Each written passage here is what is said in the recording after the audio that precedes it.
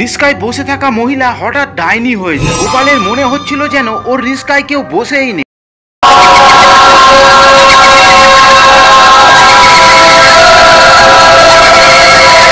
সে এক সময়ের কথা, ছোট্ট একটা শহরে একটা গরিব পরিবার থাকতো। ওই পরিবারে গোপাল আর ওর বউ সীমা থাকতো। গোপাল একটা দোকানে একটা দোকান পরিষ্কার করার কাজ করত। ওই কাজ করে গোপাল ওর সংসার চালাতো। গোপালের শরীর খুব একটা ভালো ছিল না, এর জন্য গোপাল ভালোভাবে কাজ করতে পারতো না। এর জন্য একদিন দোকানের মালিক গোপালকে কাজ থেকে বার করে দেয়। গোপাল তখন খুব চিন্তায় পড়ে যায় আর বাড়িতে চলে আসে। গোপালকে এরকম দেখে ওর বউ সীমা বলে, কি হলো গোপাল, আজ তাড়াতাড়ি বাড়ি চলে আসলে? খুব চিন্তায় মনে হচ্ছে, শরীর তো ঠিক আছে? হ্যাঁ, শরীর তো ঠিক আছে, কিন্তু দোকানের মালিক কাজ থেকে বার করে দিয়েছে। কি, কাজ থেকে বার করে দিয়েছে? কেন? আমি এত দুর্বল যে ঠিক করে কাজ করতে পারছিলাম না, এর জন্য কাজ থেকে বার করে দেয়। এখন আমরা কি করব?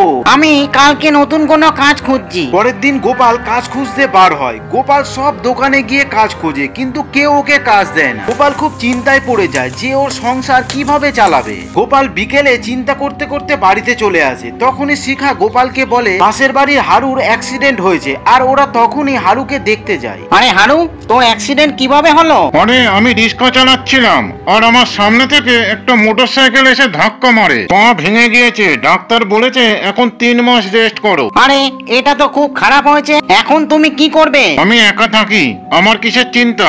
আমি গ্রামে চলে যাব, ওখানে আমার অনেক জমি আছে, ওখানেই কিছু করব।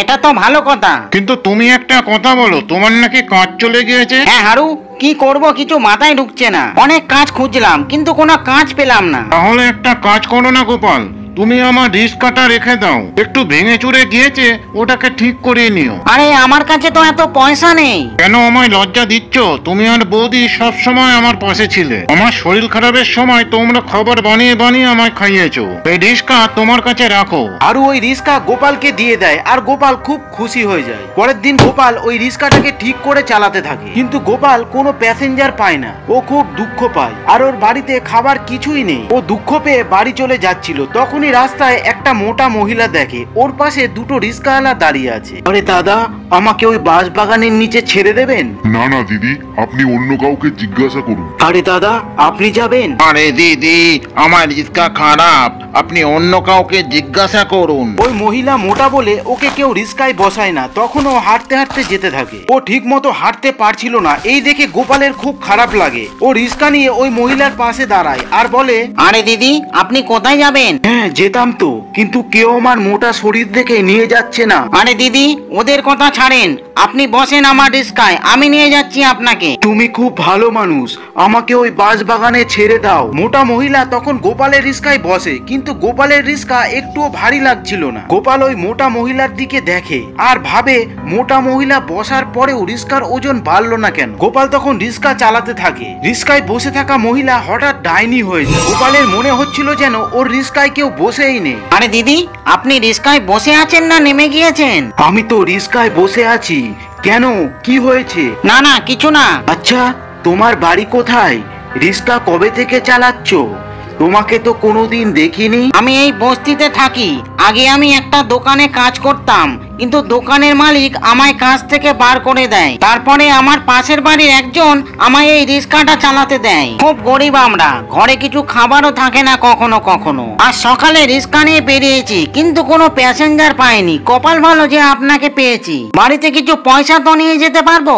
আরে তোমার জীবন তো খুব দুঃখের। পুরো রাস্তা গোপাল আর ডাইনি কথা বলতেই থাকে, কিন্তু গোপাল বুঝতে পারে না যে ওর রিস্কায় যে বসে আছে ওটা একটা ডাইনি। গোপাল বাঁশবাগানের কাছে এসে রিস্কা থামায়। গোপাল যখনই রিস্কা থামায় তার আগেই ওই ডাইনি আবার আগে ডুবে চলে আসে। এই নেন দিদি, আপনার জায়গায় চলে এসেছি, কিন্তু এখানে তো কোনো বাড়ি নেই। আপনি কোথায় যাবেন? তুমি চিন্তা করো না, এই পয়সা নিয়ে বাড়ি যাও। আরে দিদি, আপনি এত পয়সা আমায় কেন দিচ্ছেন? এটা তুমি রাখো, তুমি প্রতিদিন আমায় ওখানেই পাবে। তুমি রোজ আমায় এখানেই ছেড়ে যেও। তখন গোপাল ওকে ওখানে ছেড়ে দিয়ে ওখান থেকে চলে যায়। গোপাল যেতেই মোটা মহিলা আবার ডাইনি হয়ে যায়। ওই বাঁশঝাড়ি ওই ডাইনির বাড়ি। এদিকে গোপাল অনেক খাবার নিয়ে বাড়িতে আসে। এত খাবার দেখে ওর বউ অবাক হয়ে যায়। আরে বাবা, এত খাবার কিভাবে নিয়ে আসলে? তখন গোপাল ওর বউকে সব বলে। এত মোটা মহিলা রিস্কায় বসে যেন মনে হচ্ছে আমি খালি রিস্কা চালাচ্ছি। আরে এটা কিভাবে হতে পারে? আর ওই মহিলা বাঁশ বাগানের কাছে নেমে যায়। ওখানে কোনো বাড়ি নেই, যেতে যেতে ওই ডাইনি আবার এত পয়সা দিল, আর রোজ ওকে ওখান থেকে নিয়ে ওই বাঁশ বাগানের কাছে ছাড়তে হবে। কি বলছো কিছু মাথায় ঢুকছে না, কিন্তু সে যেই হোক খুব ভালো মানুষ। পরের দিন গোপাল আবার রিস্কা নিয়ে বেরোয়, তখনই গোপাল আবার ওই মহিলাকে দেখতে পায়। আরে এটা তো ওই মহিলা।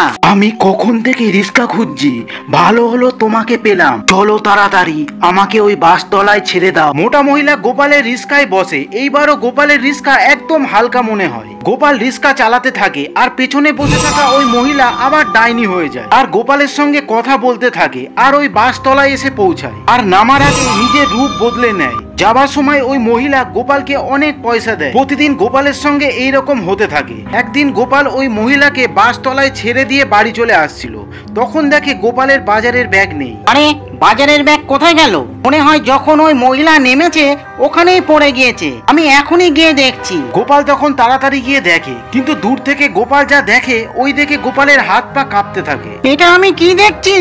এটা কি সত্যি নাকি স্বপ্ন দেখছি?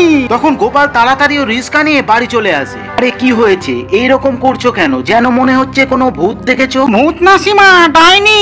কি বলছো তুমি? জানো সীমা, যে মোটা মহিলাকে আমি প্রতিদিন ওই বাঁশ বাগানের কাছে ছাড়ি, ও তো একটা মোটা ডাইনি। ওই বাঁশ বাগানের উপরে থাকে। সীমা তো গোপালের কথা বিশ্বাস করতে পারে না, কিন্তু পরে বুঝতে পারে গোপাল যা বলছে সব সত্যি। গোপাল তখন সীমাকে বলে, আমি আর কোনোদিনও ওই রাস্তায় যাব না। শিখা তখন গোপালকে বলে, তুমি কি গোপাল একটা কথা বলো, ওই ডাইনি তোমার কোনো ক্ষতি করছে নাকি? তুমি প্রথম দিন রিস্কাই করে নিয়ে গিয়েছো, তাই ও তোমার সাহায্য করেছে। তুমি ভুলে যাও ও ডাইনি, যেই রকম প্রতিদিন যাও ওই রকম যেতে থাকো আর ওকে রোজ বাঁশবাগানে ছেড়ে আস। তুমি তো রিস্কাও ঠিক মতো চালাতে পারো না, এখন বলো তুমি কি করবে? হ্যাঁ, তুমি তো ঠিকই বলেছো। গোপাল তখন রোজ ওই বাঁশবাগানে ওই ডাইনিকে ছেড়ে দিত আর ওর জন্য গোপালের সংসার খুব ভালোভাবে চলতো।